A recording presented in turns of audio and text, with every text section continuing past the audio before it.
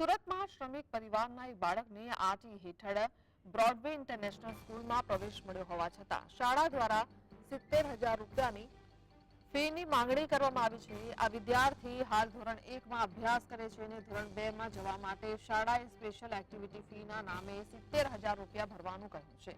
શાળા વહીવટી તંત્રે વાલીઓને સ્પષ્ટ જણાવ્યું છે કે જો આ ફી નહીં ભરવામાં આવે તો વિદ્યાર્થીએ અન્ય શાળામાં પ્રવેશ લેવો પડશે. આ મામલે વિદ્યાર્થીના વાલીઓએ જિલ્લા શિક્ષણ અધિકારીને રજૂઆત કરી છે, જેના પગલે ડીઓએ તપાસ શરૂ કરી દીધી છે. આ ઉપરાંત સ્થાનિક કોર્પોરેટર પૂર્ણિમાબેન હરીશ દાવલે આ ઘટનાની જાણ મુખ્યમંત્રીને પણ કરી છે, જેથી ઉચ્ચ સ્તરે આ મુદ્દો ધ્યાને આવે. ખાસ વાત એ છે કે શિક્ષણ મંત્રી પ્રફુલ પાનસેરિયા સુરતના જ છે, તેમ છતાં પ્રાઇવેટ શાળાની આ મનમાની સામે આવી રહી છે, જે સવાલો ઉભા કરે છે.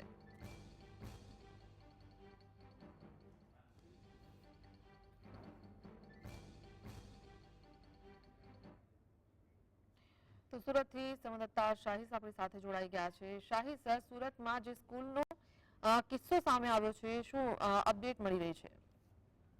બિલકુલ થી ચોક્કસપણે આરટી હેઠળ બાળકનો પ્રવેશ મેળવવામાં આવ્યો હતો સ્કૂલની અંદર ધોરણ 1માં. કારણ કે આરટી હેઠળ પ્રવેશ મેળવ્યા બાદ ધોરણ 2 ની અંદર અભ્યાસ કરવા માટે પ્રવેશ મેળવવા માટે સ્કૂલ દ્વારા 70,000 રૂપિયાની ફી માંગણી કરવામાં આવી રહી છે. કારણ કે તેમનો પ્રવેશ ધોરણ 2 ની અંદર પ્રવેશ મેળવવા માટે જે ફી લેવામાં આવી હોવાની વાત છે તે સામે આવી હતી. સમગ્ર ઘટનાને જોતા વાલી દ્વારા સ્કૂલને પૂછવામાં આવ્યું હતું કે શા માટે તમે ફીની માંગણી કરી રહ્યા છો, કારણ કે આરટી હેઠળ તો ફ્રીમાં ભણાવવાનું હોય છે, પરંતુ સ્કૂલ દ્વારા જણાવવામાં આવ્યું હતું કે 70,000 રૂપિયા ભરો નહીં તો પછી બાળકને અન્ય શાળાની અંદર પ્રવેશ મેળવવા માટે તૈયાર રહો, એવી વાત છે તે કરવામાં આવી હતી.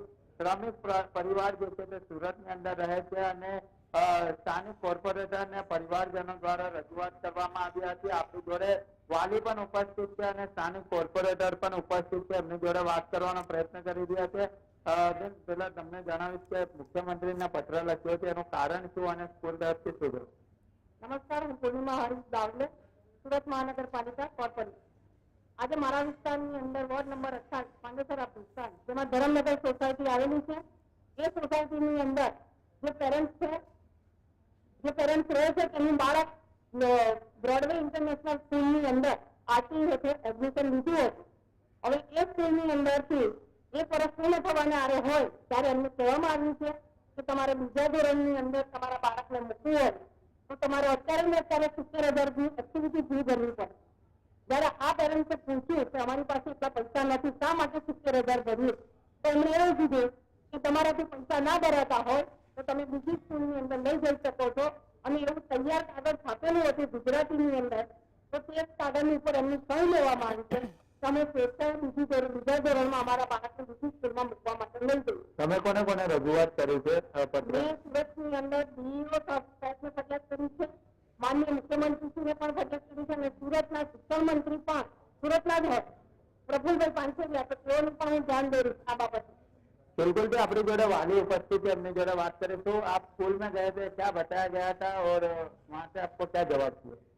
हमको बताया गया कि हम 1 साल आपके बच्चे को अपने स्कूल में पढ़ाए और इतना बताया गया कि हमने पूछा कि ऐसा कारण बताइए, क्योंकि आखिर में तो ऐसा शुरू है और शुरू हम शुरू से ही पढ़ाई थी, मैंने इसमें सरकार ने योजना बनाई है तो सर्विस सीनियर जोशी सर है, उन्होंने ऐसा ग्रेजुएट इंटरनेशनल स्कूल को वो सर ने बोला कि आप अगर 70,000 रुपये भरते हो तो फिर हम आपको रखेंगे बच्चे को, आपके बच्चे को हम स्कूल में आगे क्लास स्कूल में रखेंगे और नहीं तो आपको दूसरे स्कूल में ट्रांसफर लेना पड़ेगा. तो हमारे पास तो हम भाड़े से मकान में रहते हैं और हमारे पास 70,000 रुपये एक्टिविटी का हम कहाँ से लाके देंगे. और फिर हमने हमारे कॉर्पोरेटर मिस्टर पूर्णा धावले मैडम के पास में गई और उनसे हमने ऐसा बताया कि ऐसा स्कूल में स्कूल ब्रॉडवे इंटरनेशनल स्कूल उन्होंने ऐसा बोला है कि इसका मांग किया है, रुपये मांगी है कि अगर आप ऐसा करते हो या तो फीस करो 1,30,000 फीस तो हम बच्चे को आपको अगले क्लास में हम पढ़ाएंगे, नहीं तो आपको दूसरे स्कूल में ट्रांसफर लेना पड़ता.